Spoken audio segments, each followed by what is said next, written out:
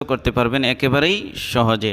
তো যদি নতুন হয়ে থাকেন তাহলে অবশ্যই এই চ্যানেলটি সাবস্ক্রাইব করে রাখবেন এবং এই ভিডিওতে একটি লাইক দিবেন, কমেন্ট করে জানাবেন কেমন হয়েছে। চলুন শুরু করে যাই। সূরা কদর। আউযু বিল্লাহি মিনাশ শাইতানির রাজীম। বিসমিল্লাহির রহমানির রহিম। ইন্না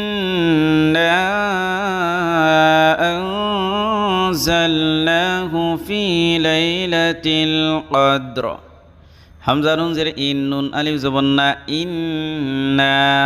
দেখেন এই নুনের উপর তাসদিদ আছে, তো নুন এবং মিম এই দুইটা অক্ষরের উপর যদি তাসদিদ হয় তখন এই নুন এবং মিমকে গুণনা করে পড়তে হয়, গুণনা করা ওয়াজিব। আর এই যে ডেউ ডেউ চিহ্ন আছে এটা থাকলে 3 আলিফ টান দিতে হবে। হামজা নুন জবর আং, জালাম জবর জাল,